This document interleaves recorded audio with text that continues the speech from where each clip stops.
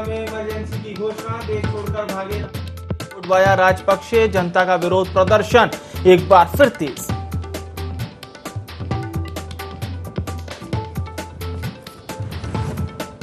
मुख्यमंत्री शिवराज सिंह चौहान ने दी प्रदेशवासियों को गुरु पूर्णिमा की बधाई। निकाय चुनाव के लिए जनता से की अपील, कहा लोकतंत्र में मतदान करना हमारा परम कर्तव्य, सही नगर सरकार चुनने के लिए मतदान करना न भूलें।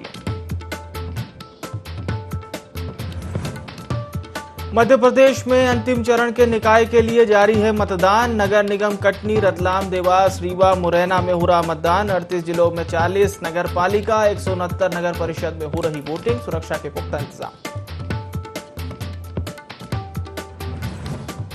नगरीय निकाय चुनाव में दोपहर 12 बजे तक 43 जिलों में हुई 38.8% वोटिंग। 36.6% पुरुषों ने किया अपने मत का प्रयोग। बारिश में भी दिखा लोगों में गजब का जोश।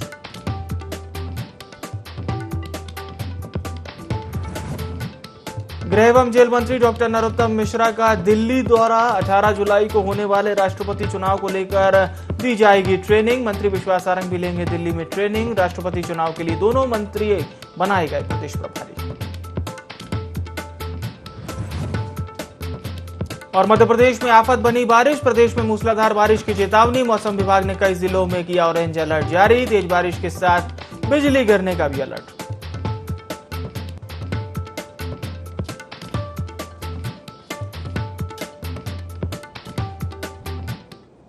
नमस्कार, स्वागत है आप सभी का इंडी 24 में। मैं हूं विवेक पांडे आपके साथ। मध्य प्रदेश में अंतिम चरण के निकाय के लिए मतदान लगातार जारी है। 3 घंटे का समय अब शेष रह गया है मतदान के लिए। शाम 5 बजे तक वोटिंग होगी। आज जहां जहां मतदान हो रहा है उसमें 5 नगर निगम भी शामिल हैं, जिसमें नगर निगम कटनी, रतलाम, देवास, रीवा, मुरैना में जारी है मतदान। 38 जिलों के निकाय के लिए मतदान जारी है। 5 नगर निगम, 40 नगर पालिका, 169 नगर परिषद में वोटिंग जारी है। दूसरे चरण की यदि हम बात करें तो 214 नगरीय निकाय में यह मतदान जारी है। मुरैना में बीजेपी से मीना जाटव जो कि महापौर प्रत्याशी हैं। कांग्रेस की बात करें तो शारदा सोलंकी जिन्हें कांग्रेस ने अपना महापौर प्रत्याशी बनाया है। नगर परिषद, नगर पालिका, नगर निगम के लिए वोटिंग लगातार जारी है। कुल 38 जिलों में निकाय का मतदान जो कि लगातार जारी है।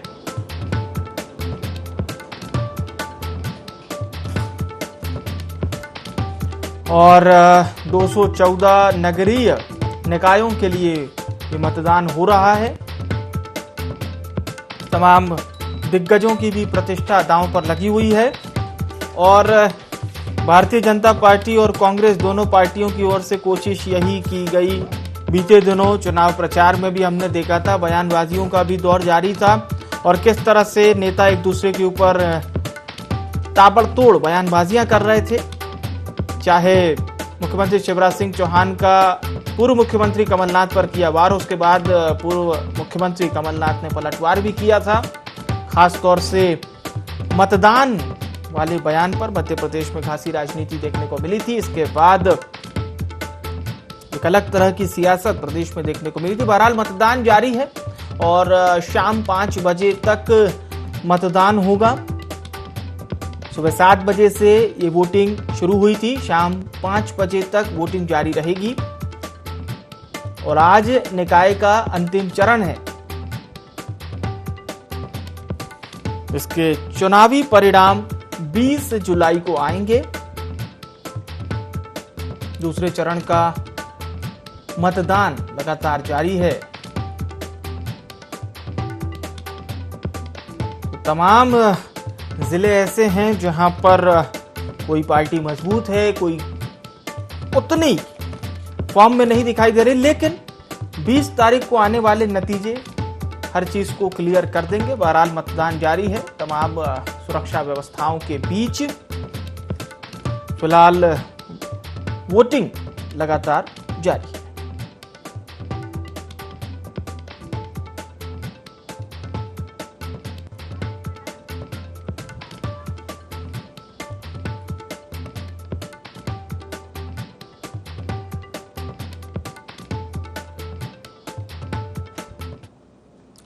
तो मतदान लगातार जारी है, निकाय का ये अंतिम रण है और आज के रिजल्ट आएंगे 20 जुलाई को। पहले 18 को ये रिजल्ट आने थे, लेकिन राष्ट्रपति चुनाव की वजह से 2 दिवस स्थिति को टाला गया। हमारे साथ खास मेहमान चर्चा में जुड़ चुके हैं। प्रहलाद कुशवाहा जी हमारे साथ जुड़ चुके हैं, भारतीय जनता पार्टी के प्रवक्ता हैं। जितेंद्र मिश्रा जी हमारे साथ जुड़ चुके हैं, आप मध्य प्रदेश कांग्रेस के प्रवक्ता हैं। आप दोनों सम्मानित मेहमानों का बहुत स्वागत है।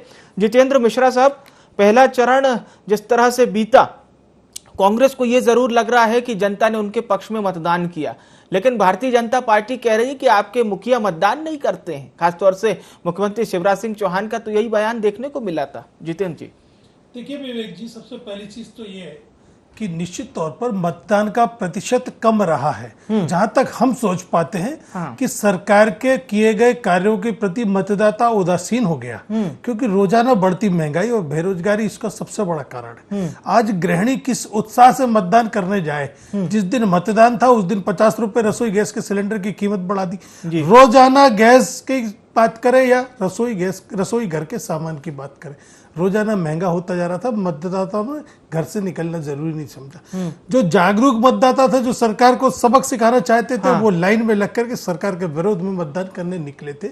ऐसा प्रदेश में आप लोगों के न्यूज चैनलों के माध्यम से देखने में आ रहा है। निश्चित तौर पर सरकार ने ध्यान नहीं दिया।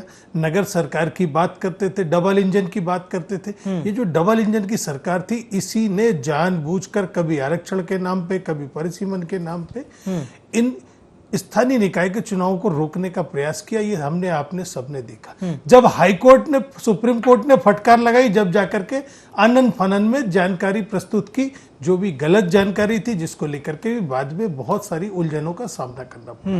निश्चित तौर पर सरकार की मंशा ये समझ में नहीं आ रही थी कि चुनाव टालने का क्यों प्रयास किया जा रहा है। हो सकता है महंगाई इसका बहुत बड़ा कारण हो। अब लेकिन जो परसेंटेज सामने आ रहा है, इससे कुछ आशा बनती दिख रही है कि मतदाता थोड़ा बहुत और पिछले चरण के चुनाव की अपेक्षा ज्यादा निकलने लगा। एक चीज।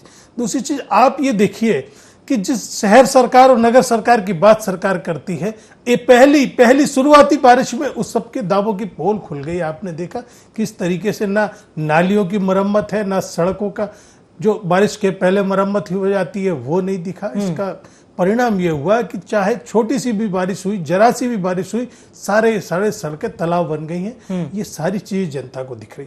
महंगाई, बेरोजगारी के अलावा एक चीज और आप देखिए कि सरकार ये वादा कर रही है, ये दावा कर रही है, संकल्प लाई है कि बुनियादी सुविधाएं दी जाएंगी। 17 सालों से आप सरकार में बैठे, अभी तक इस प्रदेश में बुनियादी सुविधाएं नहीं दे पाए आप। ये बहुत बड़े सवाल इस सरकार पर उठते हैं विवेक जी। पर जितेंद्र मिश्रा साहब, वीडी शर्मा जी ये कह रहे हैं कि अगर एक दिन में 7 इंच बारिश हो जाएगी, 8 इंच बारिश हो जाएगी, कल का बयान बता रहा हूं मैं आपका उनका, तो वो कह रहे हैं कि भाई आपदा वाली स्थिति में कोई क्या कर सकता है। बारिश हुई, लेकिन जनता समझती है, भारतीय जनता पार्टी काम कर रही है, ऐसा वो कह रहे हैं। विवेक जी, यही चीजें वीडी शर्मा कोरोना काल में करते थे कि कोरोना की लहर आ गई, इतनी बड़ी लहर थी कि हम कुछ नहीं कर पाए। लेकिन दूसरी लहर जो आई, उसमें तो हमें जानकारी थी। हम ऑक्सीजन की व्यवस्था कर सकते थे। इस सरकार के पास ऑक्सीजन की व्यवस्था नहीं थी। हमसे कमलनाथ जी से मुख्यमंत्री ने कहा कि ऑक्सीजन दिलवाइए। कमलनाथ जी ने दूसरे प्रदेशों में बात की, ऑक्सीजन उपलब्ध कराई। इनके पास परिवहन के टैंकर नहीं थे ऑक्सीजन को, इनके पास भंडारण की व्यवस्था नहीं थी। क्या हाल हुआ कोरोना काल में, आपसे छुपा नहीं है। दूसरी लहर की जानकारी होने के बाद भी अगर सरकार नई व्यवस्था करती है, तो इसमें दोष सरकार का है। रहा सवाल बारिश का, बारिश हो गई, लेकिन बारिश के इंतजाम तो दिखने थे। वो गड्ढे बारिश ने नहीं किए, जो गड्ढे पहले से रोड पे थे, सड़कों पर थे, जो सड़कों की मरम्मत होना थी वो नहीं हुई। इसका परिणाम यह हुआ कि सड़कों में पानी भर गया, पानी घरों के अंदर चला गया। नालियों की सफाई करने में कौन सी बारिश का अपन दोष दें। ये तो नगर सरकारों का काम होता है कि पहले से जो चौक बंद पड़ी नालियां हैं, जो सड़कें अव्यवस्थित हैं, उनको किया जाए। सरकार फेल हुई है इसमें। प्रहलाद जी से हम जवाब लेंगे, लेकिन उससे पहले एक बड़ी खबर का रुख करेंगे जो कि रीवा से मिल रही है। दरअसल नगरीय निकाय चुनाव के दूसरे चरण का मतदान लगातार जारी है। मनगवा नगर परिषद की यदि हम बात करें तो वार्ड 15 में ईवीएम मशीन खराब हुई है। निर्वाचन अधिकारी AK सिंह ने संज्ञान लिया है इस पूरे मामले का। तो नगरीय निकाय चुनाव के दूसरे चरण का मतदान लगातार जारी है। और मनगवा नगर परिषद के वार्ड 15 में ईवीएम मशीन खराब हुई है।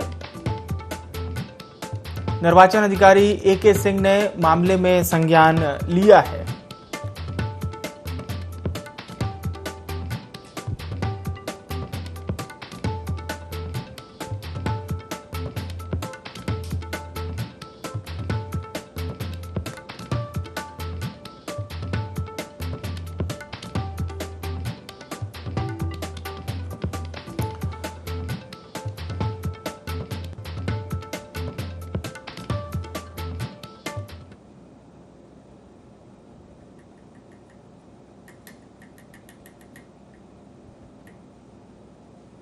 तो निकाय चुनाव के दूसरे और अंतिम चरण लगातार जारी है। रीवा से कुछ ऐसी तस्वीरें सामने आई, हालांकि इंजीनियर को भेजा गया है। अब चर्चा में हमारे साथ वरिष्ठ पत्रकार देवदत्त दुबे जी भी शामिल हो चुके हैं।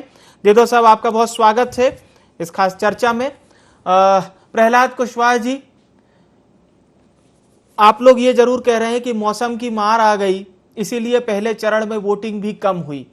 फिर आपके प्रदेश अध्यक्ष जी ने एक बात कही कि जनता समझदार है, पहले चरण में किसी कारण से, हालांकि आप लोग तो कह रहे थे कि BLO की गलती और का खामियाजा भुगतना पड़ा इस कम वोटिंग के तौर पर। क्या दूसरे के भी अभी जो परसेंटेज सामने आ रहे हैं वो भी बहुत अच्छे नहीं है सर? मध्य प्रदेश की जनता स्थानीय चुनाव को लेकर गंभीर भी है और कहीं ना कहीं सभी राजनीतिक पार्टियों ने, खासकर भारतीय जनता पार्टी ने मतदाताओं से संपर्क के दौरान उनसे एक निवेदन भी किया था कि भारतीय जनता पार्टी को वोट तो देना ही है, साथ में मतदान करने भी अवश्य रूप में जाना है। लेकिन मुझे ऐसा लगता है कि कांग्रेसी मित्रों के पास मतदाताओं से संपर्क तो दूर, उनको मतदान करने के लिए अपील करने का भी समय नहीं रहा। इनके एक नेता का आप बयान बताइए जिसमें जनता को ये कह रहे हो कि मतदान आवश्यक है, आप मतदान करिए। और रही बात शहरी विकास को लेकर, तो देखिए शहरी विकास को लेकर जितना काम भारतीय जनता पार्टी की सरकार ने किया है, मुझे लगता है कि अपन 2003 के पहले का मध्य प्रदेश देख लें और शहरों की हालत देख लें तो जितेंद्र जी को भी बहुत स्पष्ट एक दृश्य नजर आ जाएगा कि मध्य प्रदेश की हालत क्या हुआ था। सड़कों शहरों के अंदर नहीं होती थी, शहरों के अंदर सड़कें तो छोड़िए, लाइट नहीं होती थी। आज मध्य प्रदेश के अंदर लाइट है, रोड है, नालियां हैं, चाहे वो गुड गवर्नेंस का विषय हो। भारतीय जनता पार्टी के नगरीय निकायों ने बहुत अच्छे तरीके से जन सुविधाओं को लेकर, जनता के हितों को ध्यान में रखकर नगरीय निकायों ने काम किया है। हम अपने काम के दम पर जनता से वोट मांगने जा रहे हैं, जनता से वोट भी मांगा है और जनता जनार्दन का आशीर्वाद भी मिला है। ठीक है, देवदत्त दुबे जी का अब हम रुख करते हैं। देवदत्त दुबे साहब, पहले चरण की जब वोटिंग हुई थी उसके बाद से ही दोनों पार्टियां इस ओर तो लग गई थी कि कहीं ना कहीं मौसम की मार कह लीजिए। कुछ लोगों ने यह भी कहा कि वोट पर्ची वगैरह ये सब नहीं हो पाई सही समय पर, निर्वाचन आयोग को भी दोष दिया गया दोनों पार्टियों की ओर से, मैं किसी एक की बात नहीं कर रहा। लेकिन आज जब दूसरे चरण का मतदान हो रहा है, महज 3 घंटे का समय शेष है, लेकिन जो वोटिंग परसेंटेज अभी तक आया है सर, वो भी लगभग कमोवेश पहले चरण की जो वोटिंग हुई थी उसी के जैसा ही है। जी देखिए, जब मतदाता या तो सरकार के पक्ष में या विपक्ष में भारी जब रुझान होता तब भारी मतदान होता है। तो अभी जो वो चल रहा है दोनों दलों के लिए, मुझे लगता है आत्मचिंतन का ये विषय है कि भाजपा जिसने सत्ताधारी दल है, राज्य में केंद्र में सरकार है, मुख्यमंत्री, प्रदेश अध्यक्ष, केंद्रीय मंत्री और पूरी कैबिनेट, विधायक, सांसद और पदाधिकारी और इनके जो बूथ विस्तारक, BLO, त्रिदेव, वेरा बूथ सबसे सब लगे रहे जी। तो उसके बाद भी यदि मतदान नहीं हो रहा और दूसरा यदि मतदाता पर्ची नहीं बट पा रही तो आपके क्या कर रहे हैं बूथ के कार्यकर्ता।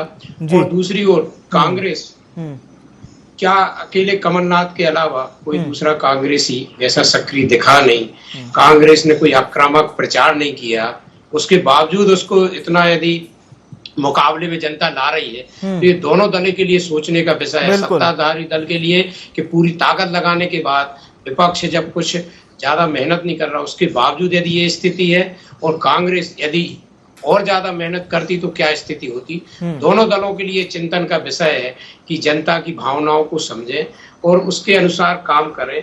क्यों आज हम कह रहे हैं पर्ची भले ना पहुंचती, यदि मतदाता गया है मतदान केंद्र पे तो उसका मतदाता सूची में वहां नाम मिल जाता और वोट डाल देता, तब भी ठीक था। आप सोचिए कि यदि पहली बार कोई मतदान करने जा रहा है, उस बच्चे में कितना उत्सुकता थी और वहां जाके उसका मतदाता सूची में नाम नहीं मिला तो वो कितना निराश हुआ होगा। और देश की व्यवस्था से और सबसे उसको कैसा लगा होगा। बाकी व्यवस्थाओं की तो आप छोड़िए, यदि वो अपने मताधिकार का उपयोग नहीं कर पा रहा तो इससे बड़े दुर्भाग्य की और क्या बात है। कि निर्वाचन आयोग के लिए और दोनों दलों के लिए शर्मनाक बात है कि जो इतने भारी भरकम संगठन की अपनी बातें करते हैं और वो एक मतदाता को उसका अधिकार नहीं दिला पाए, तो बाकी आप कौन से अधिकार दिलाएंगे, ये तो बात की चीज है। तो मुझे लगता है कि इसमें सेकंड राउंड में सुधार हुआ, लेकिन सेकंड राउंड में अभी मौसम की विपरीत परिस्थितियां हैं और जनता वो जो निराशा एक बार आ जाती ना, उसका पूरे में संदेश फैला के मतदाता इधर को उधर बैठा, हजारों मतदाता इस मतदान केंद्र से उस मतदान केंद्र, कई एक परिवार के इस एक वार्ड में है नाम, आधे परिवार के 5 नंबर वार्ड में है। वो तो क्या व्यवस्था थी। तो मुझे लगता है कि जब आप यदि मतदान की व्यवस्था नहीं करवा पाएंगे तो आप आगे क्या करेंगे। ये मतदाता के मन में आता है, जनमानस के मन में भाव आता है। और फिर रही कसर, ये चुनाव ऐसे मौसम में हो रहे हैं जब पहली ही बारिश में घरों में पानी घुस गया, लोगों के इलेक्ट्रॉनिक आइटम खराब हो गए, लोगों के सोने के बिस्तर गीले हो गए, खाना गीला हो गया।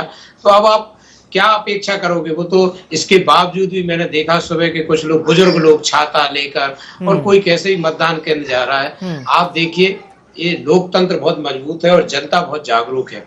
अब उसको आप बातों में नहीं भरमा सकते, लच्छेदार उसमें नहीं घुमा सकते, कोई वो नहीं, वो खुद निर्णय करेगा कि उसे क्या करना है। आप जब जब देश पर संकट आया है, जनता ने हमेशा साथ दिया है, नेताओं ने भले ना दिया हो और किसी ने भले ना दिया हो, लेकिन जनता हमेशा देश के साथ खड़ी रही। जो भी फैसले सरकारों ने लिए वो उसके साथ खड़ी रही। लाइन लगा के नोटबंदी में भी और जितने भी फैसले हुए सरकार के, हर एक फैसले में जनता साथ में रही। आजादी की लड़ाई भी जनता ने लड़ी, वो ये नेता उस समय नहीं थे सब। तो जनता फिर भी विपरीत मौसम में भी इतना वोट डालने जा रही है और जब उसको इतना सब चारों तरफ से मिल रहा है अव्यवस्थाओं का दौर, तब भी वो वोट डालने जा रही है। मुझे लगता है कि अब दौर आ गया है कि राजनीतिक दलों को समझना चाहिए कि उन्हें जनता की भावनाओं के अनुरूप और बहुत पारदर्शिता के साथ काम करने की जरूरत है। अब उसको आप मैनेजमेंट से और भाषणों से नहीं भरमा सकते हो। आप उसको काम जो करेगा, जो जिसका काम दिखाई देगा वो उसके साथ होगी। और ये जागरूकता है लोकतंत्र की, मुझे लगता है अच्छी है। जनता अच्छे प्रतिनिधि चुने और अभी भी समय है। मैं जनता जनार्दन से अपील करूंगा कि जो जहां घरों में बैठा है निकले, मतदान करे और अच्छे प्रत्याशियों को वोट दे, अच्छी शहर सरकार चुने, क्योंकि अभी भी आपके पास मौका है। फिर 5 साल आपको पछतावा होना पड़ेगा। बिल्कुल, बहुत सर अहम और बहुत गंभीर बात भी आपने कही है।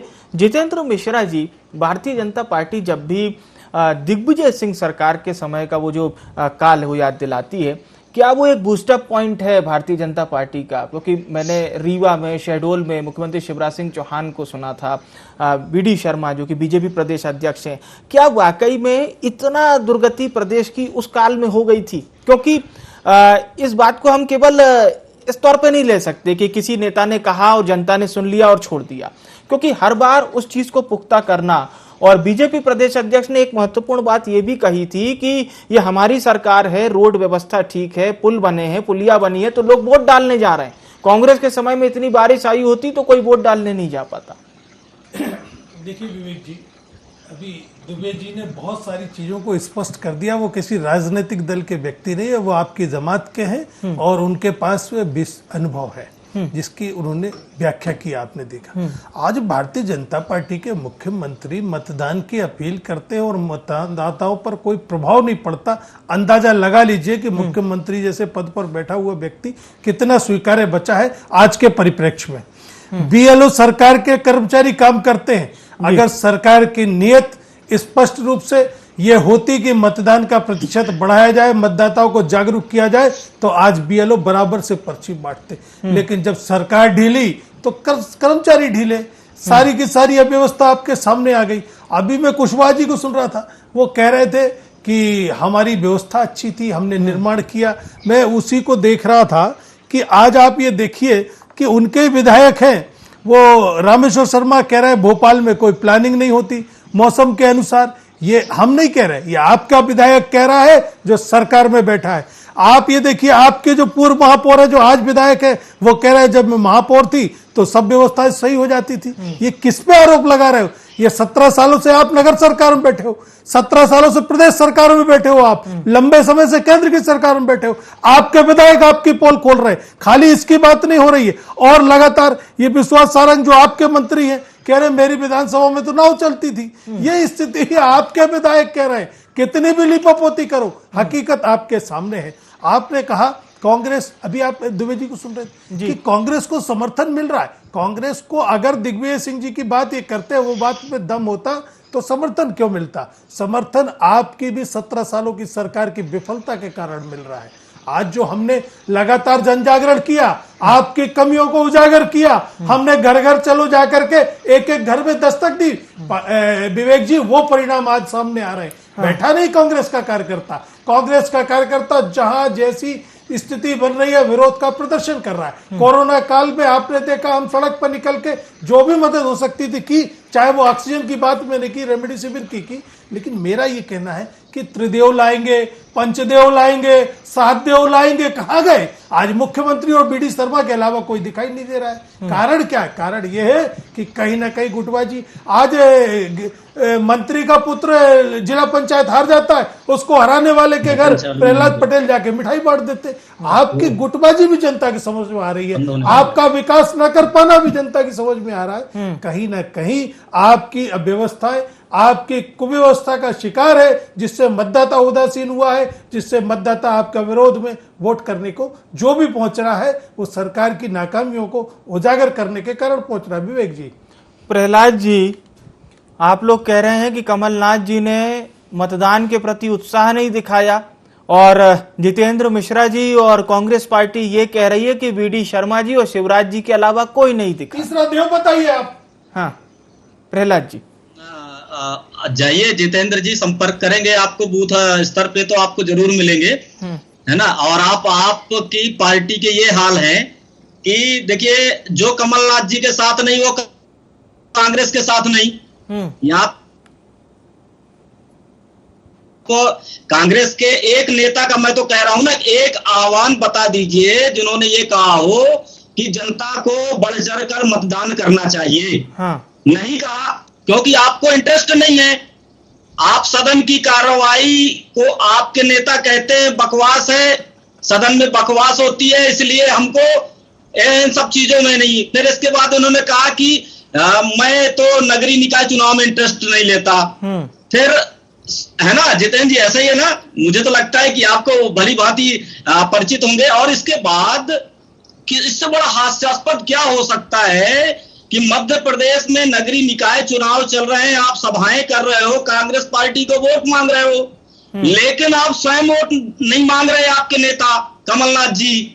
तो मुझे ऐसा लगता है कि जनता के मन में इसके विपरीत प्रभाव पड़ते हैं कि जिसमें आप वोट नहीं डालने जाते हो। क्या आप जनता को आप बताओगे? जनता से सिर्फ आप वोट लेना जानते हो, मुझे ऐसा लगता है। और आप कोरोना काल की बार बार जितेंद्र जी हमारे बात कर रहे हैं, एक फोटो दिखा दीजिए कांग्रेसी मित्रों के, कांग्रेसी नेताओं के जो घरों से निकलकर ये मैदान में उतरकर उन लोगों की मदद की होगी। एक पे फोटो दिखा दें, हमारे पास 1000 फोटो मिलेंगी। हमारा चाहे प्रधानमंत्री से लगा के, मुख्यमंत्री से लगा के, आपके सवाल का जवाब देना चाह रहे हैं जी। मुझे ये बताइए, मुख्यमंत्री जी ने कमलनाथ जी से आग्रह किया था कि नहीं किया कि साहब ऑक्सीजन की कमी आपूर्ति कराइए? कमलनाथ जी ने ऑक्सीजन की आपूर्ति कराई कि नहीं कराई? कैसे कोरोना काल में कह सकते हैं कि हम नहीं खड़े थे? आप बताइए ना। अरे आपका मुख्यमंत्री झूठ बोल रहे हैं या आप झूठ बोल रहे हैं? करने में लगे हुए थे गैस सिलेंडर्स की, जब जबलपुर में वो पकड़े गए। अरे मुख्यमंत्री के कहने से हमने ऑक्सीजन दिलवाई कि नहीं दिलवाई प्रदेश को? मुख्यमंत्री ने धन्यवाद दिया कि नहीं दिया? आप कैसे कह सकते हैं हम कोरोना काल में सक्रिय नहीं थे? चलिए, अच्छी बात है सर, आपकी पार्टी के लोगों ने भी कोरोना काल में काम किया, प्रहलाद जी की भी पार्टी ने भी किया, सरकार ने भी किया, और अच्छी बात है। मानवता के लिए सबको कार्य करना चाहिए। लेकिन प्रहलाद कुशवाहा साहब, एक बहुत इंपॉर्टेंट बात है जिसका जिक्र जितेंद्र मिश्रा जी भी कर रहे थे और उनका नाम भी प्रहलाद ही है। और मैंने भी ये खबर सर बड़े अच्छे से पढ़ी थी। प्रहलाद पटेल साहब उस मंच पर जाते हैं और देखिए ये कोई छिपी बात नहीं है कि मैं कह रहा हूं और आपको कहीं नहीं मिलेगी, आपको भी मिल जाएगी बड़े आसानी से, क्योंकि केंद्रीय मंत्री हैं, बड़े नेता हैं आपकी पार्टी के, नो डाउट। और क्या वो गुटबाजी वाला एक फॉर्मेट कहीं ना कहीं देखने को मिला था या एक नॉर्मल मुलाकात हम माने, इतना जरूर बताइएगा आप। देखिए मुझे ऐसा लगता है कि अगर प्रहलाद पटेल जी गए वहां सिंबल पे, तो चुनाव, मुझे लगा जिला पंचायत की आप बात कर रहे हैं विवेक जी। जी हाँ, देखिए बिना सिंबल का चुनाव था और मुझे ऐसा लगता है कि वो हमारा भाजपा का कार्यकर्ता था। हाँ। सर्वजीत, हाँ। अगर वो गए हैं, मिठाई खिलाई, चलिए मैं कहता हूँ भाजपा का कार्यकर्ता नहीं भी है, अगर कोई इच्छा रखता है मिलने की और हमारे माननीय मंत्री जाते हैं, मिलते हैं जी और उनको मिठाई भी खिलाते हैं, उनको बधाइयां भी देते, तो उसमें गलत क्या है? वो कांग्रेसी भी मित्र भी होंगे तो उनको भी बधाई देंगे, उनको भी मिठाई खिलाएंगे, तो इसमें क्या फर्क पड़ता है? मंत्री जी का दिल बड़ा है, ये तो एक सौहार्द का विषय है। ठीक है जी। देवदत्त दुबे साहब, सर क्या आपको ऐसा लगता है कि अब भारतीय जनता पार्टी को एक अच्छा खासा विश्लेषण करना चाहिए? खासतौर से हमने देखा भी बागियों पर कार्रवाई हुई है, ऐसा नहीं है, भारतीय जनता पार्टी ने तमाम जिलों में कार्रवाई की, कार्यकर्ताओं को अपदस्थ कर दिया, 6 साल के लिए निष्कासित किया, पर क्या इतनी कार्रवाई पर्याप्त है? अभी देखिए, भारतीय जनता पार्टी ने पूरी कार्रवाई नहीं की है। जिस तरह से हर वार्ड में भाजपा के बागी थे, क्या होता है, जो दल सत्ता में होता है सर्वाधिक टिकट की मारामारी भी वही होती है और सर्वाधिक बगावत भी होती है। अभी जैसे सागर नगर निगम है, 48 वार्डों में बागी खड़े हुए थे, लेकिन अभी एक पे भी कार्रवाई नहीं हुई, क्योंकि उनको महापौर के लिए समर्थन चाहिए था और हमें लगता है बाद में कार्रवाई करेंगे, या भाजपा का पार्टी का अंदरूनी मामला है कि वो समीक्षा करेंगे, उसमें उनको क्या समझ में आता है। लेकिन राजनीतिक दल हैं, उनमें ये स्वाभाविक है, ये कोई भजन मंडली नहीं है, कोई भी दल हो उसमें गुटबाजी होती है, सबको अपने हक अधिकार पाने का अधिकार है और उसके लिए वो प्रयास करता है। जब परिवारों में ये गुटबाजी वो हो जाती है, एकता नहीं रह पाती, तो ये तो बहुत बड़े राजनीतिक दल है। सभी में, कांग्रेस में तो कितनी गुटबाजी हुआ करती थी कि छत्रप नेताओं के कोटे में टिकट बटा करते थे। आज है कि एक नेता बांट रहा है, कमलनाथ, तो उसने जो टिकट बटे, वो सबको पता है कि महापौर की टिकट जो सर्वे के आधार पर जब एक व्यक्ति या संगठन देता है तो बेहतर टिकट देता है। लेकिन ये हर एक दल की मजबूरी है, उसको इन दौरों से गुजरना पड़ता है। बस ये है कि आप जब उनको विपक्ष में कार्यकर्ताओं को जो आश्वासन देते हैं, जो उनकी भावनाएं कि आप देवतुल्य कार्यकर्ता हैं, तो जब सत्ता में आते हैं तब भी उनको उतना ही महत्व दें। जब वो काम लेके विधायक मंत्री के पास पहुंचे कार्यकर्ता, तब भी उसको उतना ही महत्व मिलना चाहिए। तब ऐसा नहीं लगना चाहिए कि अरे ये किसका काम लेके आया, रिश्तेदारी का काम लेके आया। तो इन सब चीजों से जब आप एक रूपता लाएंगे चुनाव के पहले और चुनाव के बाद, तो आपकी बात ही मानेंगे, कार्यकर्ता बगावत नहीं करेगा, वो नहीं विद्रोह करेगा। लेकिन जब इसमें एक रूपता नहीं लगती, चुनाव के पहले और चुनाव के बाद में जब व्यवहार में परिवर्तन आता है पार्टी और नेताओं के, तब इस तरह की स्थितियां बनती हैं। कांग्रेस तो अब इस तरीके के दौर में पहुंच चुकी है कि उसके लिए कई जगह प्रत्याशी ढूंढना बड़ा मुश्किल हुआ, और जो भाजपा से नहीं मिले उन्होंने कई जगह भाजपा से जो टिकट में वंचित रहे वहां टिकट दिए। मेरे पास बहुत सारे नाम है। बिल्कुल बिल्कुल। अब लेकिन जो उसको एक तरह से पहले 15-20 सालों के बाद इस तरफ से जो कांग्रेस ने अपने कुछ अच्छे नेताओं को संभाग स्तर पर महापौर के प्रत्याशी बनाकर उभारा है, मुझे लगता है कि इन नेताओं को भविष्य में कांग्रेस अच्छा जमावट के लिए तैयार कर सकती है। एक तरह से वो वहाँ के लोकप्रिय नेता हो गए। जैसे अभी संजय शुक्ला को कमलनाथ जी ने कहा कि आप देवास जाइए प्रचार करने के लिए, वहाँ रोड शो करिए, मतलब उस मालवा इलाके में एक संजय शुक्ला एक अच्छा नाम मिल गया। ऐसा ही उन्होंने जो टिकट दिए, जब तक आप नेताओं की कद्र नहीं करेंगे, कार्यकर्ताओं को सम्मान नहीं देंगे, तब तक कोई भी दल में ये परिवार भावना केवल बातों में रहेगी, वो व्यवहार में दिखाई नहीं देगी। और यही दलों का हस्र है और यही दलों की नियति है कि वो एक रूपता और परिवारवाद की जो बातें मैं कहते हैं उसको व्यवहार में नहीं ला पाते। बहुत कार्यकर्ता मैंने देखा है वर्षों कार्य करने के बाद उपेक्षित हो जाता। यहाँ तक कि नेताओं को मैंने बहुत करीब से देखा है, जिन लोगों ने उनके लिए वर्षों लगाए, वो मंत्री बनने के बाद उनको बिल्कुल, उनके बिल्कुल। फोन नहीं उठाते, उनसे सही बात बात नहीं कही करते, आपने। उनके काम नहीं करते। तो ये सब होता है। जब ये कृतज्ञता नहीं रहती तो एक दिन मौका ऐसा आता है कि उनको धूल चटा दी जाती है। बिल्कुल। तो मुझे लगता है कि इन सब चुनाव जो है ये परिणाम, इनसे दोनों दलों को सबक लेना चाहिए। सबक लेने वाले चुनाव हैं और जो दल सबक ले लेगा 23 में उसके लिए बहुत फायदा मिलेगा। अन्यथा फिर देखेंगे आप और हम यही हैं। बिल्कुल बिल्कुल। और संजय शुक्ला जी का चूंकि आपने जिक्र किया है, तो मैंने कमलनाथ जी को सुना था कि वो कह रहे थे मैं आपको छिंदवाड़ा ले जाता, आपको मैं छिंदवाड़ा ले जाता, वहां पर मैं चुनाव लड़वाता। बिल्कुल। जितेंद्र जी, आपका रुख करूंगा। पहले चरण में वोटिंग कम हुई और हम लोग इसलिए सर इस बात पर चर्चा कर रहे हैं क्योंकि वो सबके लिए सोचने का विषय बन गया था। राजधानी भोपाल में अगर महज 50-51% मतदान हो तो सोचना पड़ता है। हालांकि इसके विपरीत आगर मालवा बहुत बड़ा जिला नहीं है, वहां पर ऐतिहासिक मतदान हुआ। वोटिंग परसेंटेज आप लोग कह रहे हैं कि भारतीय जनता पार्टी से नाराजगी हुई, क्या कांग्रेस को इसका फायदा मिलेगा? ये नहीं बताया अभी तक आप लोगों ने। देखिए विवेक जी, सबसे पहली चीज तो सरकार में 17-18 सालों से आप बैठे। हाँ, निश्चित तौर पर वोट आपके आप मतलब बीजेपी, आप एक और पार्टी है। हाँ, नहीं, मेरा मतलब भारतीय जनता पार्टी जी, सरकार में भारतीय है। जनता पार्टी। और निश्चित भारतीय जनता पार्टी की कार्यप्रणाली पे मतदान हो रहा है। जी। हमने लगातार प्रयास किया कि कोरोना काल में व्यवस्थाएं सही हो जाएं।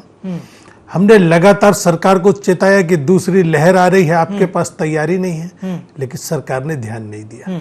तो वो गरीब जनता, जी, वो मध्यम वर्गीय परिवार जिसको आज रसोई चलाना मुश्किल हो रहा है, जिसको 1 लीटर पेट्रोल डला करके अपने कार्य क्षेत्र में जाने में परेशानी हो रही, दफ्तर जाने में परेशानी हो रही, उसको लेकर के भी अगर सरकार नहीं काम कर रही है, उसकी राहत पहुंचाने की दिशा में काम नहीं हो रहा है, तो इसी तरीके के परिणाम आएंगे। क्योंकि सरकार का दायित्व होता है कि वो जन कल्याणकारी योजनाओं के लिए काम करे। ये सरकार व्यावसायिकरण पर उतर आई है, इसलिए सारी की सारी चीजें हो रही। जब भी हम पेट्रोल डीजल के रेट कम करने की बात करते हैं, सरकार अनसुना कर जाती, क्योंकि सरकार को इस समय टैक्स से मतलब है, इस समय कर से मतलब है, इसके अलावा वो कुछ सुनने को तैयार नहीं है। निश्चित तौर पर इसलिए जनता का रुझान मतदान में नहीं हुआ है। मैंने तो ये तक सुना है, क्या करना है साहब, कोई सरकार की तरफ से कोई सुविधाएं नहीं मिल रही हैं, तो उसके पीछे यही कारण मैं देख पाता हूं।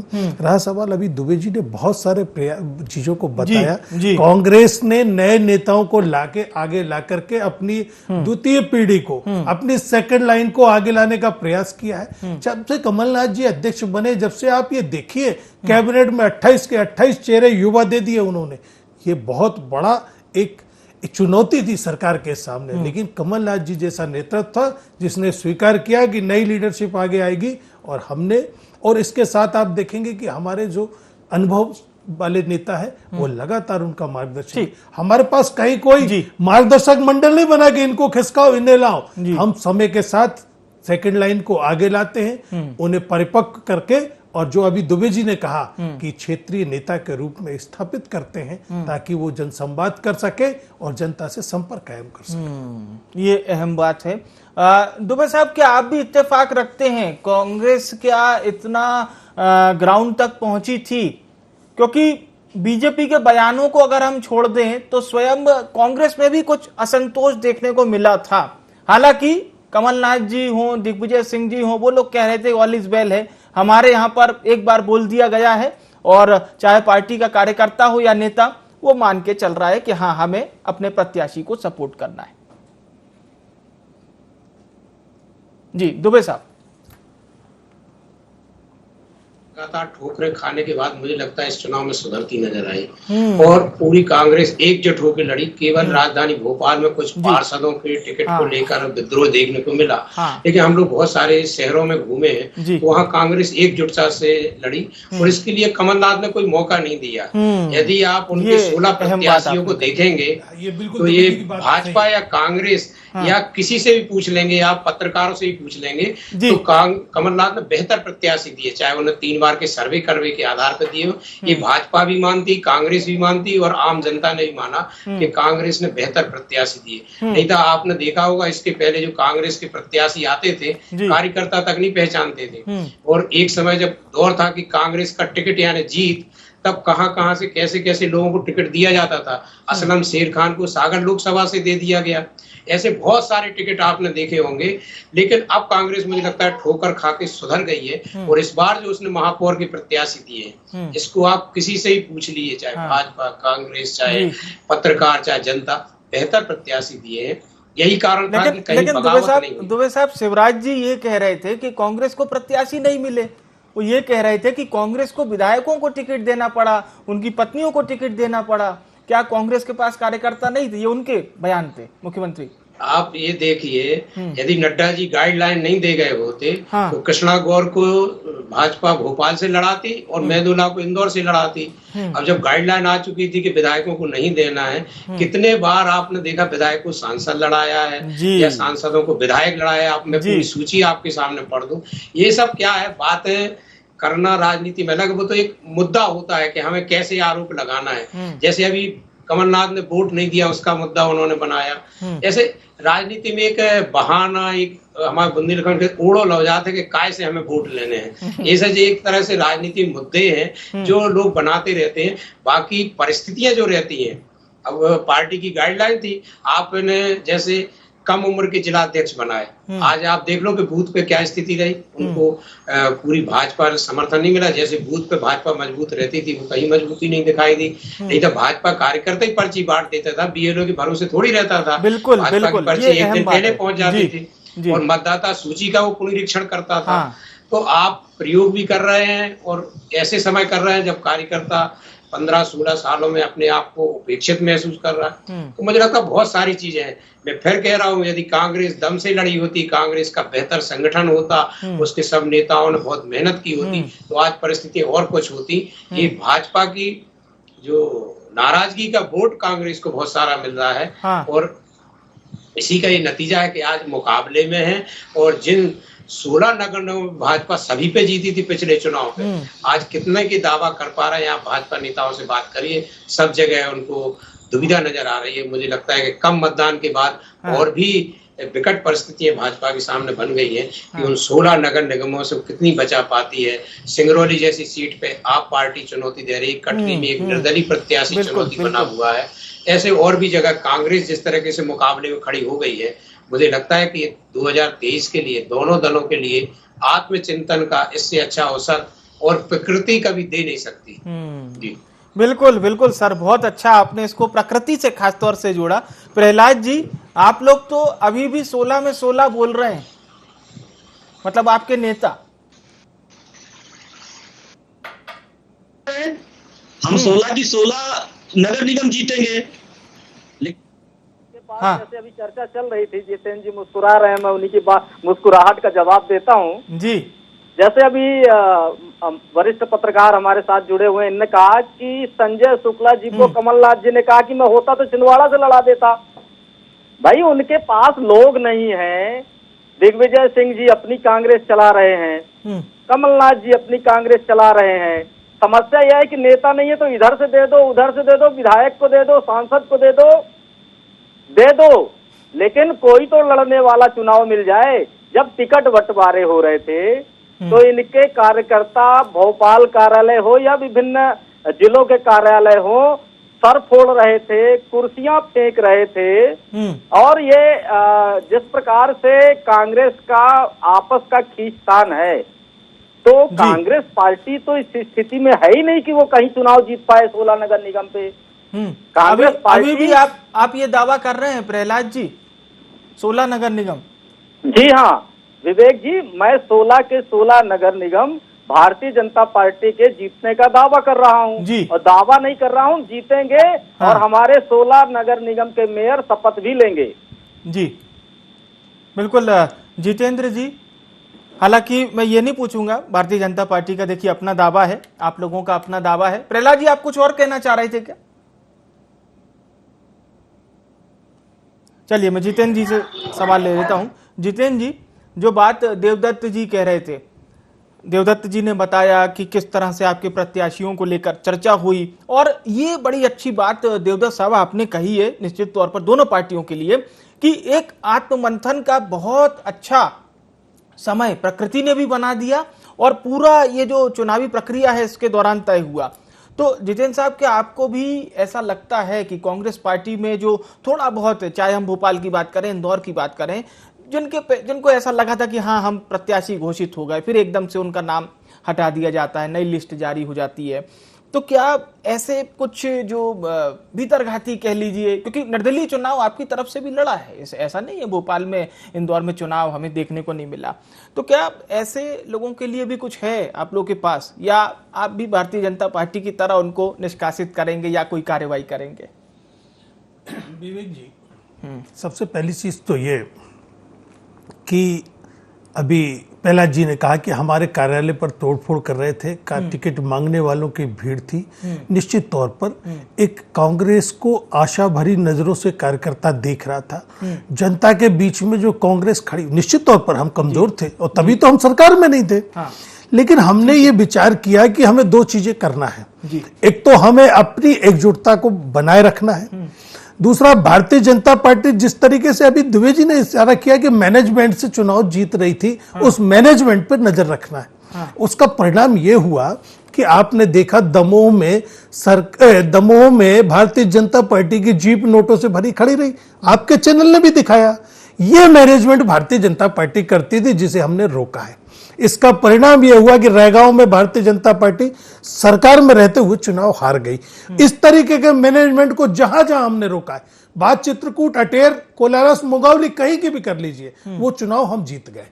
जहां पे इन्होंने धन बल का, सरकारी संसाधनों का या बाहुबल का इस्तेमाल किया है, वहां ये चुनाव जीत गए। दमोह और रैगांव के आपके सामने उदाहरण है, हमने वो इस्तेमाल रोका तो हम चुनाव जीत गए।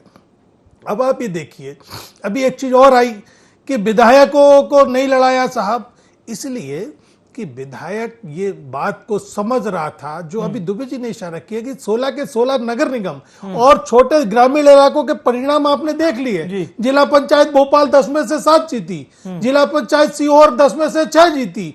तो कांग्रेस पार्टी का माहौल ग्रामीण क्षेत्र में दिख रहा था। विधायक क्यों रिस्क लेगा कि साहब आपका अगर महापौर में नहीं बना तो मेरी आपने विधायकी की सीट और चली जाएगी। इसलिए विधायक खुद पीछे हटे, नड्डा जी के बयान पर भरोसा नहीं किया गया, नड्डा जी की लाइन को नहीं माना गया। नड्डा जी अगर खुद साख छवि के होते और अगर संघर्ष करके ऊपर आए होते, नड्डा जी के ऊपर भी आरोप है कि उनकी सासू माँ जो जबलपुर से सांसद थी, उनकी वजह से आज नड्डा जी बने बैठे। उनकी बात का समर्थन कौन कर रहा था? पंकजा मुंडे। अगर गोपीनाथ मुंडे भारतीय जनता पार्टी के नेता नहीं होते तो पंकजा मुंडे आज इतनी जल्दी इनके बगल में बैठने की स्थिति में नहीं होती। अभी आपने देखा जिला पंचायत में के स्पीकर महोदय के पुत्र चुनाव हार गए, भाई भतीजा बात को कहा। आप देखिए रीवा में विधायक की पत्नी चुनाव हार गई। ऐसे सैकड़ों भारतीय जनता पार्टी ने भाई भतीजों को समर्थन दिया। चलिए, कैसे नड्डा जी की गाइडलाइन को पालन करते थे। जी, प्रहलाद जी से हम जवाब लेंगे, उससे पहले एक खबर का हम रुख करते हैं, एक बार फिर से हम चर्चा में जुड़ेंगे। उज्जैन के बड़नगर में एसडीएम निधि सिंह और पूर्व विधायक शांतिलाल धाबई के बीच पानी निकासी को लेकर तीखी नोकझोंक हो गई, जिसका वीडियो भी सोशल मीडिया पर वायरल हो रहा है। दरअसल ये मामला ग्राम बंगरेट का बताया जा रहा है, जहां पानी निकासी को लेकर दरअसल पहले पटवारी पहुंचा था और एसडीएम निधि सिंह भी इस दौरान पहुंच गई। तस्वीरें आपके सामने उज्जैन के बड़नगर की ये तस्वीरें हैं। इस दौरान पूर्व विधायक शांतिलाल धाबई और एसडीएम के बीच नोकझोंक भी हुई है। वीडियो इसका जमकर वायरल हो रहा है। उज्जैन के बड़नगर की ये तस्वीरें हैं। हालांकि IND24 इस वायरल वीडियो की सत्यता की पुष्टि नहीं करता है और बताया जा रहा है कि एसडीएम जो तस्वीर में आपको नजर आ रही होंगी और पूर्व विधायक, इनका नाम शांतिलाल धाबई है।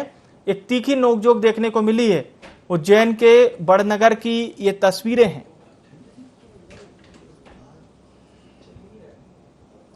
हालांकि IND24 इस वायरल वीडियो की सत्यता की पुष्टि नहीं करता है। सोशल मीडिया पर यह वीडियो जमकर वायरल हो रहा है। तो एसडीएम निधि सिंह, जिनकी नाराजगी देखने को मिली पूर्व विधायक शांतिलाल धाबई पर, एक बार फिर से हम चर्चा में जुड़ते हैं। प्रहलाद कुशवाहा जी, जितेंद्र मिश्रा जी तो हालांकि अभी चर्चा में नहीं है, लेकिन जो सवाल वो करके गए, कहीं ना कहीं क्या भारतीय जनता पार्टी बिल्कुल उसी तरह से रेडी है? वो जो मजबूती दिखाई देती है मुख्यमंत्री शिवराज सिंह चौहान की चुनावी सभाओं में, वीडी शर्मा जी की चुनावी सभाओं में, उतनी मजबूती अभी भी बिल्कुल बरकरार है? मैं निकाय चुनाव की केवल बात कर रहा हूं सर, केवल निकाय चुनाव की। प्रहलाद कुशवाहा जी, जितेंद्र जी, हाँ बोलिए सर। विवेक जी, जितेंद्र जी चले गए, वो अपना प्रश्न करके गए थे तो जवाब लेके भी जाना चाहिए। जी आप जी बोलिए। श्री नड्डा जी की बात कर रहे थे वो, कि वो सासू माँ जी की वजह से आज उनको जानते हैं। वो क्योंकि नड्डा जी के बारे में जानते ही नहीं है, क्योंकि ये इनकी पार्टी का जो चरित्र है कांग्रेस पार्टी का, कि एक परिवार है, उसके सारे गुलाम हैं। भारतीय जनता पार्टी का कोई अध्यक्ष स्थायी नहीं होता है। और श्रीमान नड्डा जी विद्यार्थी परिषद से काम करते हुए, मोर्चे में काम करते हुए आज राष्ट्रीय अध्यक्ष हैं। वो जितेंद्र जी की पार्टी का चरित्र है, वो भारतीय जनता पार्टी के नेताओं पे जब थोपते हैं तो बड़ी हंसी आती है। और भारतीय जनता पार्टी के खिलाफ जी स्पष्ट सी बात है, आप नहीं रहोगे ट्विटर पे और जनता इस तरह से साथ हो, वो जनता के बीच में है। जनता को जन कल्याणकारी योजना माध्यम से उनको लाभ दिलाने का विषय, अच्छे काम हो, उनके लिए हम सदैव रहते हैं। उसी आधार पे हम वोट भी, और मैं निश्चित तौर पे कह रहा हूं, हम बहुत आश्वस्त हैं जी। 16 नगरीय निकाय चुनाव भारतीय जनता पार्टी के प्रत्याशी जीत कर आएंगे। ठीक है। प्रहलाद कुशवाहा जी को सर आत्मविश्वास भी है स्वयं पूरी भारतीय जनता पार्टी को। और निकाय चुनाव में एक जो चीज देवदत्त दुबे साहब जो सामने आ रही थी वो ये भी थी कि भारतीय जनता पार्टी को ये जो प्रत्यक्ष प्रणाली है जिसमें वोटर सीधे महापौर को चुनता है, उस पर खासा विश्वास था। और कहीं ना कहीं भारतीय जनता पार्टी इस बात को जानती है कि ओवरऑल जब किसी शहर में चुनाव होता है तो इसका एक हम जब अनुपात निकालते हैं, वो कहीं ना कहीं भारतीय जनता पार्टी को ये विश्वास है कि हमें ज्यादा मिलता है। ये कोई आधार है इसका विश्वास का। पिछले 15 सालों से आप देख रहे हैं कि पंचायत से लेके पार्लियामेंट तक भाजपा जीत रही है। प्रदेश में सांसद देखो आप 29 में से 28 हैं। छिंदवाड़ा में लीड भी कम हो गई नकुलनाथ की। सिंधिया 2018 में चुनाव हार गए थे, कांग्रेस से लड़े थे। तो फिर पूरे 16 नगर निगमों पे कब्जा था, विधानसभा में भी अधिकतम जीते। तो जब लगातार जीत रहे थे तो उसका आधार है। अभी तो आम आदमी विश्वास ही नहीं करता कि भाजपा इंदौर, भोपाल, ग्वालियर, जबलपुर, सागर जैसे नगर निगम हार भी सकती है, जबकि कांग्रेस ही दावा कर रही है। हो सकता कुछ भी हो, जितने मुकाबला हुआ है कड़ा, इसकी भी उम्मीद नहीं थी लोगों को कि ये तो गढ़ है भाजपा के, जहां किसी को भी टिकट दिया। आपने लोकसभा में देखा नहीं कि कहीं पार्षद को भी सांसद का टिकट दिया तो वो 4-4 लाख से जीता। बीडी शर्मा खजरा हो गए मुरैना या भोपाल की जगह, तो वहां भी वो 15 दिन में 4.5 लाख वोटों से जीती। तो अभी तो माहौल ऐसा था अभी इस चुनाव के पहले तक कि भाजपा का टिकट यानी जीतते और थोड़े बहुत वोट से नहीं। दिग्विजय सिंह की क्या हालत हुई थी, साध्वी ने 15 दिन में लास्ट में टिकट घोषित हुआ वो 4.5 लाख से, और जबकि इतना मैनेजमेंट का चुनाव दिग्विजय सिंह ने लड़ा था। तो ये कोई विश्वास ही नहीं करता। लेकिन इन नुकड़ी चुनाव में जिस तरह से हम पत्रकारों ने भी देखा और जो माहौल आ रहा है, जो कम मतदान हुआ है, ये स्पष्ट संकेत दिखाई दे रहा है कि मुकाबले बहुत कड़े हुए हैं। अभी तक पिछले 15-20 सालों में ऐसे मुकाबले नहीं देखने को मिले जिस तरह के इस बार हुए हैं। और जो ऊंचाई पे पहुंच जाता है उस पर टिके रहना बहुत कठिन होता है। तो 16 नगर निगम जीतने वाली भाजपा को 16 जीतना बहुत कठिन है। उसके लिए खोने को बहुत कुछ है। कांग्रेस को खोने को कुछ नहीं है। पाने को यदि वो 1 या 2 महापौर भी जीतती है तो उसके लिए बहुत हो जाएगा कि हमने शुरुआत कर दी है। यदि आप पार्टी खाली सिंगरौली जीतती है तो देखिए आप 2023 में वो कितनी बड़ी चुनौती बनती है। तो मुझे लगता है राजनीति में तो पिछले परिणामों से कुछ एक वो रहता है आधार, लेकिन हर चुनाव अलग होता है। हर प्रत्याशी के बाद चुनाव बदलता है, हर चुनाव के मुद्दे अलग होते हैं। और मुझे लगता है जैसा मैंने पहले भी कहा, ये बड़े अभूतपूर्व चुनाव होने जा रहे हैं जो प्रदेश की राजनीति की दिशा और दशा तय करने वाले हैं, जो दोनों दलों को सबक देने वाले हैं और सभी के लिए एक जो विश्लेषण करने वाले हैं उनको भी अध्ययन के लिए अच्छे विषय हैं कि कैसी परिस्थितियों में कैसे उसमें कैसे परिणाम आते हैं। तो जी। देवदत्त दुबे जी, यही मैं आपसे एक चीज और जरूर पूछना चाहूंगा कि आपने जैसा कहा कि मान लीजिए अगर कांग्रेस पार्टी 1 से 2 सीटें यदि जीतती है महापौर की, और हालांकि कांग्रेस दावा तो ज्यादा कर रही है, तो इससे क्या एक बूस्टअप भी मिलेगा और कहीं ना कहीं भारतीय जनता पार्टी की जो सरकार है वो भी अपने कार्यों में कुछ फेरबदल कर सकती कि देखिए हम और भी ज्यादा आप तक बेनिफिशियर पहुंचा रहे हैं, और भी ज्यादा योजनाएं पहुंचा रहे हैं। जी, इससे सबक लेंगे, क्योंकि अंततः ये तो सेमीफाइनल है, फाइनल तो 2023 है। मुझे लगता है कि कांग्रेस जैसे 28 सीटों पे कुछ सीटों पर ही जीत पाई थी, 19 सीटें भाजपा ने जीती थी, लेकिन उसने हार नहीं मानी। उसने आत्मचिंतन किया होगा कि हमने प्रत्याशी सही नहीं दे पाए, इस बार उसने प्रत्याशी सही दिए, और यदि इसमें उसको कुछ भी सफलता मिलती तो इसी रास्ते पे आगे बढ़ेगी। क्या है, जो विद्यार्थी जिस विधा से पढ़ के सफलता पाता है वो उसी में आगे बढ़ते जाता है, कोई ट्यूशन से, कोई होमवर्क से, कोई घर में, कोई स्कूल जाके, वो ये सब तरीके रहते हैं। तो मुझे लगता है दोनों दलों के लिए, भाजपा के लिए भी आत्मचिंतन का विषय है कि जिस वो बूथ मजबूती की बात कर रही थी, यदि वो पर्ची भी नहीं बंटवा पाई, बीएलओ के भरोसे रही और मतदान नहीं बढ़ा पाई, तो ये बहुत बड़ी चीज है। और इतना मुकाबला, जिस कांग्रेस के पास ना धन बल, ना बाहुबल और ना कोई संगठन जितना अच्छा भाजपा का, तो विश्व की सबसे बड़ी पार्टी है, उनका मेरा बूथ सबसे मजबूत का नारा था। तो इसके बावजूद कांग्रेस को कहीं मुकाबले में टिकना नहीं था, लेकिन जिस तरह से मुकाबले में आई है, तो भाजपा के लिए आत्मचिंतन का विषय है कि हमें कहाँ कमी रह गई। जन्म से या गर्भ से लेकर मृत्यु तक की योजनाएं भाजपा की हैं, हर खाने की, शादी की, मृत्यु की, मतलब कितनी योजनाएं हैं, रहने की। तो ये इन योजनाओं के बावजूद भी, जी, बिल्कुल, इतनी योजनाओं के बाद तो भाजपा को घर बैठे चुनाव जीतना था, लेकिन 44 और 46 सभाएं शिवराज। संक्षिप्त प्रतिक्रिया प्रहलाद कुशवाहा जी। सम्माननीय देवधर जी को बड़ी विनम्रता के साथ कहना चाहता हूं कि भारतीय जनता पार्टी कोई मैनेजमेंट से चुनाव नहीं जीतती। भारतीय जनता पार्टी जनता के बीच में किए हुए कार्यों के दम पे चुनाव जीतती है। जिस प्रकार चाहे लोकसभा में हो, तो जब लोकसभा में मोदी जी के द्वारा दिए हुए कामों में जनता लाभान्वित होती है तो जनता दिल खोलकर उनको वोट देती है। चाहे शिवराज सिंह चौहान जी, जब चाहे वो बेटा बेटी का हो, चाहे किसी भी। जी, चलिए, आप सभी मेहमानों का बहुत बहुत शुक्रिया हमारे साथ चर्चा में शामिल होने के लिए। और दूसरे चरण का मतदान लगातार जारी है, महज 2 घंटे का ही समय अब शेष रह गया है। दोनों पार्टियां दावा कर रही हैं कि इस बार वोटिंग परसेंटेज पिछले के मुकाबले बेहतर होगा, लेकिन देखना होगा 5 बजे के बाद ओवरऑल वोटिंग परसेंटेज कितना होता है। फिलहाल के लिए मुझे यानी विवेक को दीजिए इजाजत। नमस्कार।